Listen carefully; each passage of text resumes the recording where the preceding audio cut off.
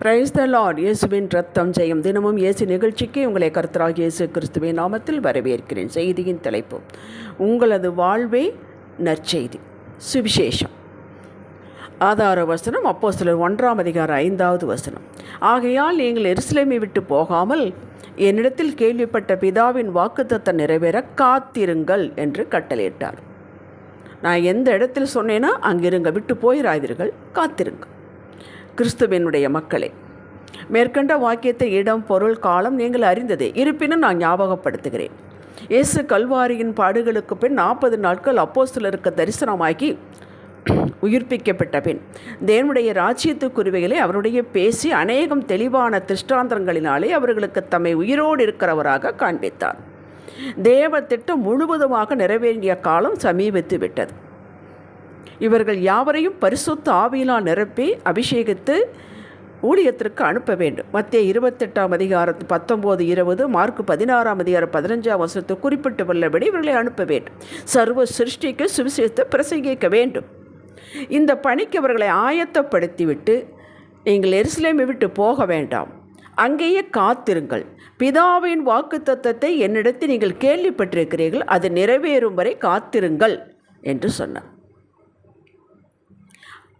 அப்போ பிதாவின் வாக்குத்தத்தம் யோவேல் 2:28-29. அது ஆவியானவருடைய நிறைவை கொடுப்பது. அது இல்லாமல் ஊழியம் செய்ய முடியாது. உலக பிரகாரமான ஆசீர்வாதங்களுக்குத்தான் நாம் காத்திருக்கிறோம் என்று நாம் நினைக்கிறோம். ஊழியம் செய்வதற்கு அவர்கள் காத்திருக்க வேண்டும். ஒன்றை பெற்றுக்கொள்ளாமல் அவர் அனுப்புவது இல்லை. தமது கிருபையும் ஆவியையும் வார்த்தையும் கொடுக்காமல் அனுப்புவது இல்லை. ஆகவே காத்திருங்கள் என்று சொன்னார். ஊழியம் செய்வதற்கு எதற்கு காத்திருக்க வேண்டும் என்று நாம் நினைப்போம். ஊழியம் செய்வதற்கு ஆவியானவர் அவசியம், அவருடைய நிறைவு அவசியம், அவருடைய அபிஷேகம் அவசியம். அவர்கள் காத்திருந்தார்கள். அந்த ஆண்டவருடைய வாக்குத்தத்தம் என்ன என்பது நீங்கள் அறிந்திருக்கிற யோவேல் 2:28-29 உங்களுக்காக நான் வாசிக்கிறேன். அதற்கு பின்பு நான் மாம்சமான யாவர் மேலே என் ஆவியை ஊற்றுவேன். அப்பொழுது உங்கள் குமாரரும் உங்கள் குமாரத்திலும் தீர்க்கதரிசி சொல்லுவார்கள். உங்கள் மூப்பர் சொப்பனங்களையும் உங்கள் வாலிபர் தரிசனையும் காண்பார்கள். ஊழியக்காரர் மேலும் ஊழியக்காரிகள் மேலும் அந்நாட்களிலே என் ஆவியை ஊற்றுவேன். இதுதான் வாக்குத்தத்தம், பிதாவின் வாக்குத்தத்தம். இப்பொழுது நிறைவேறும் காலம் வந்துவிட்டது. அதற்காக நீ எருசலேம் விட்டு போக வேண்டாம் என்று சொல்லி அங்கே காத்திருக்க சொன்னார்.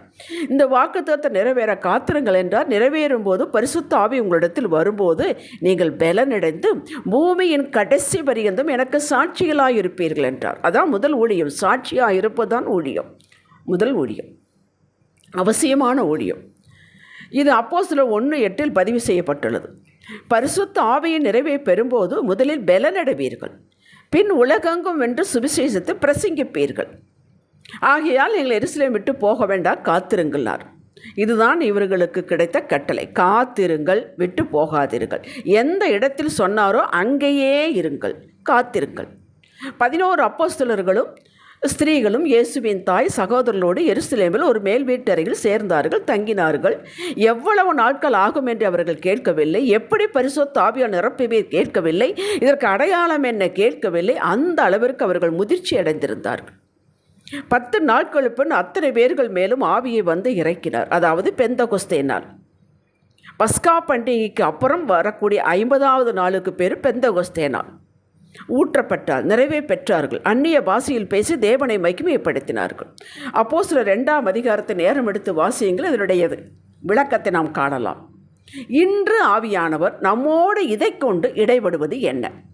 நாம் யாவரும் பரிசுத்த ஆவியின் அபிஷேகம் பெற்றவர்கள், ரட்சிக்கப்பட்டவர்கள். ஞானஸ்நானம் எடுத்த பின் லூக்கா 11:13 படி தாகத்தோடு ஆவியின் நிறைவை கேட்டு பெற்றுக்கொண்டவர்கள்.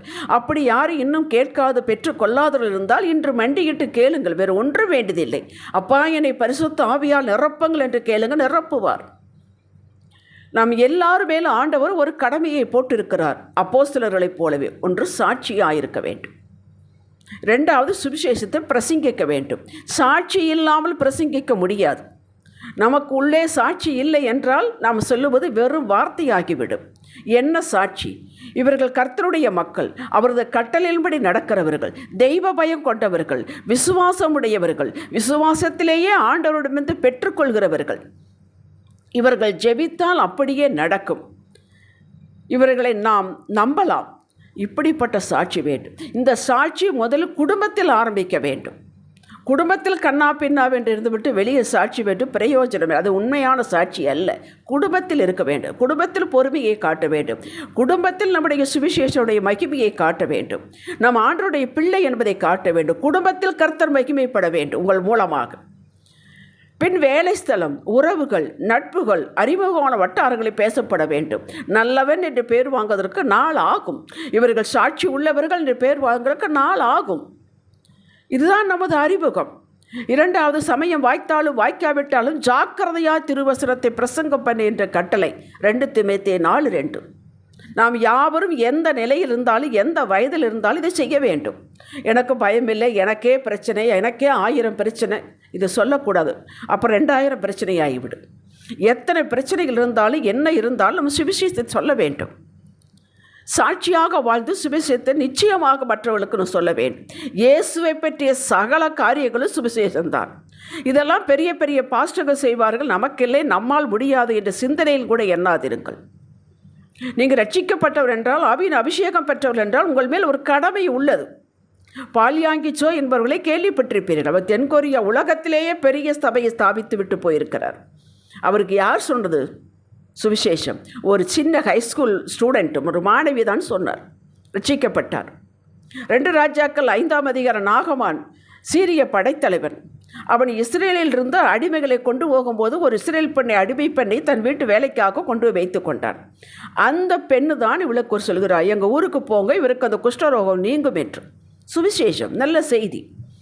அவன் நாகமான் அங்கே போய் சொஸ்தமடைந்தது மட்டுமல்ல, ரட்சிக்கப்பட்டு திரும்பி வந்தான். கேட்டீர்களா? ஒரு சின்ன பெண் வீட்டு வேலை செய்யக்கூடிய ஒரு சமாச்சாரம் சொன்னால், அவ்வளவுதான். சுவிசேஷம் சொல்ல வேண்டும் என்பது பெரிய பெரிய வார்த்தைகளை எடுத்து அலங்காரமாக பேச வேண்டும் என்ற அவசியம் இல்லை. நீங்கள் சாட்சி உள்ளவர்களாயிருந்தால் உங்களோடு பேச விரும்புவார்கள். உதாரணமாக, நோய்வாய்ப்பட்டு இருக்கிறார்கள், தரித்திரத்தில் இருக்கிறார்கள், அவர்களுக்கு போய் என்ன சொல்லுவது, எப்படி ஆரம்பிப்பது? அவர்களே பெரிய பிரச்சனையில் இருக்கிறார்கள். ஆனால் நீங்கள் சாட்சி உள்ளவர்களாக இருந்தால், நீங்கள் பொறுமை உள்ளவர்கள், எல்லாரும் உங்களை பற்றி நல்ல சாட்சி சொல்வராக இருந்தால் அவர் உங்கள் பேச்சை கேட்பார்கள். அப்பொழுது மெதுவாக ஆரம்பித்து சின்ன சின்ன காரியங்களை நம்ம சொல்ல வேண்டும். நமக்கு உள்ளும் புறமும் சாட்சி இருக்க வேண்டும். நான் ஒரு காலத்தில் அப்படி இருந்த, என் குடும்பம் இப்படி இருந்தது, ஆனால் இன்றைக்கு நாங்கள் இப்படி இருக்கிறோம் என்றால் அது ஆண்டவருடைய கிருபை. அதை நான் பெற்றுக்கொள்ளலாம். அவர் இரக்கம் உள்ளவர் என்று மெதுவாக ஆரம்பித்து சொல்லலாம். இப்போது நான் பாருங்கள் எப்படி இருக்கிறேன் என்று நம்முடைய எல்லா பேராமீட்டர்களையும் காட்ட வேண்டும். நம் வாழ்வில் கர்த்தர் என்ன செய்தார், எப்படி மாற்றியுள்ளார் என்பதை ஹைலைட் பண்ணி காட்ட வேண்டும். இதற்கு நமக்கு தேவை ஒன்று, அவரை விட்டு விலகாமல் இருக்க வேண்டும், அவருடைய கிருபையை சார்ந்து இருக்க வேண்டும், பொறுமை வேண்டும். விலகி போவதற்கு 1000 காரணங்கள் உண்டு, டெஸ்ட் உண்டு, நிலைத்திருக்க வேண்டும். நாம் கர்த்தரை தேடுவதே ஒழுங்கும் கிரமமாக இருப்பதை முதலில் வீட்டார் காண வேண்டும். வீட்டில் நல்ல சாட்சி வேண்டும். ஏற்கனவே நான் சொன்னேன், நாங்கள் வீட்டு வேலை செய்கிறவர்கள், கம்பெனி வேலை செய்கிறவர்கள், நாங்கள் எப்படி சொல்ல முடியும்? ஏன்? உங்களுக்குள் இயேசு இல்லையா? நீங்கள் இயேசுவுக்குள் இல்லையா? நீங்கள் இயேசுவை சுமந்து கொண்டு இல்லையா? அவர் வார்த்தை உங்களுடைய இல்லையா? தாராளமாக நீங்கள் சொல்லலாம். எல்லாம் 100% சாட்சி உள்ளதான் சொல்ல வேண்டும், அது முடியாத காரியம். உங்கள் எந்த நிலைமையில் இருந்தாலும் நீங்கள் சொல்லுங்கள், நானும் மாறிக்கொண்டு தான் வருகிறேன், நானும் வளர்ந்து கொண்டு தான் வருகிறேன் என்று ஆரம்பித்து சொல்லுங்கள். அவர் கொடுத்த வாக்குகளை பெற்றுக்கொண்டது நிச்சயத்தோடு நான் இருக்கிறேன், எனக்கு இந்த வாக்கு கொடுத்திருக்கிறார், உங்களுக்கும் வாக்கு கொடுப்பார், நீங்கள் வாசியுங்கள் என்று சொல்லுங்கள். உங்களுக்கு தெரிந்ததை, உங்களுக்கு வெளிப்படுத்தினதை, உங்களுக்கு வெளிச்சத்துக்கு வந்ததை நீங்கள் சொல்லுங்கள். கட்டாயம் சொல்ல வேண்டும். எந்த இடத்தில் வேலை செய்தாலும் சரி, அந்த இடத்தில் ஆண்டவரை பற்றி ஒரு சாட்சி சொல்லி, உங்கள் சாட்சியை சொல்லி, அதுதான் சுவிசேஷம். சொல்லுங்கள். விசுவாசம் பொறுமையை இணையும் போது காத்திருக்குதல் ஒரு பெரிய பாரமாக இருக்காது. ஆசீர்வாதத்துக்கு மட்டும் நம்ம காத்திருப்பதில்லை, யாரும் தினமும் ஜெபிக்க வேண்டும். எதற்காக ஜெபிக்க வேண்டும்? அப்பா, இன்று உம்மை பற்றி ஒரு நல்ல செய்தியை யாரிடமா சொல்ல எனக்கு ஒரு வாசல் திறந்து கொடுங்கப்பா, எனக்கு ஒரு சந்தர்ப்பத்தை ஏற்படுத்தி கொடுங்கப்பா என்ற ஜெபம் இருக்க வேண்டும். அந்த ஜெபம் இருந்து ஆண்டவருக்கு அது பிரியமானது. அவருடைய வேலை யார் செய்வார்கள்? தூதர்களை கொண்டு அவர் செய்யவேதில்லை, மனிதரை கொண்டு, ரட்சிக்கப்பட்ட நம்மளை கொண்டு தான் அவர் செய்ய ஆயத்தமாயிருக்கிறார். அப்போ நமக்கே 1000 பிரச்சனை, எனக்கு அதை கொடுங்க, இதை கொடுங்க, அதை கொடுங்க, என்னை மன்னிங்க, இந்த வட்டத்திலேயே நம்ம சுழன்று கொண்டு இருக்கக்கூடாது. நாம் எப்படி பொருளாதார ரீதியில், மற்ற ரீதியில் சமாதானத்தில் வளர வேண்டும், உயர வேண்டும் என்று ஆசைப்படுகிறோமோ, அதே போல சுவிசேஷம் சொல்லுவதிலும் நாம் ஆசைப்பட வேண்டும்.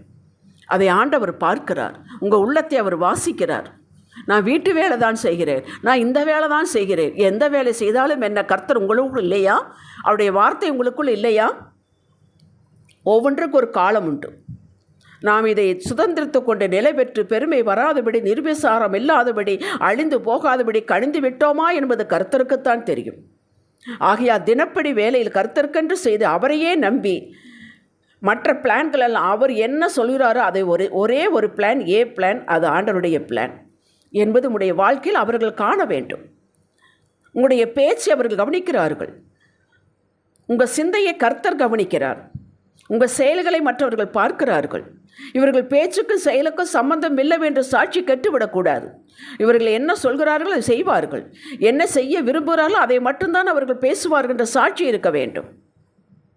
எத்தனை தடைகள் இருந்தாலும் தடைகள் எல்லாம் நீக்கி உங்களை சொல்ல வைப்பார். அவர் மகிமைப்படுவார். சந்தோஷம் உங்களுக்கு, மகிழ்ச்சி உங்களுக்கு, மகிமையை கர்த்தருக்கு. அப்படியே என்றென்று நீங்கள் வைக்க வேண்டும். உங்கள் குடும்பத்தை பற்றி நீங்கள் கவலைப்படாதீர்கள். நீங்கள் சுவிசேஷம் சொல்ல வேண்டும் என்ற ஆர்வத்தை உங்களுக்குள் வைத்திருக்கிறார். அவர் ஏற்கனவே வைத்திருக்கிறார். விருப்பத்தையும் செய்யும் உண்டாக்குற தேவன் என்று வேதத்தில் நாம் வாசிக்கிறோம். அந்த விருப்பத்தை விருப்பத்தோடு நீங்கள் விட்டு விடாதீர்கள். அதை மேலும் வளர்த்து கொள்ள கிருபை கேளுங்கள். ஆண்டவர் தருவார். ஒரு சின்ன ஜெபம் செய்யுங்கள். வாங்க நம்ம எல்லாம் சேர்ந்து ஒரு சின்ன பாட்டு பாடி துதிக்கலாம் என்று சொல்லுங்கள். அந்த இடத்துல மகிமை விளங்கும். அந்த இடத்துல ஆண்டவருடைய மகிமை இறங்கும். யாருக்கு நோய்வாய்ப்பட்டிருக்கிறார்களோ அது குணமாகும்.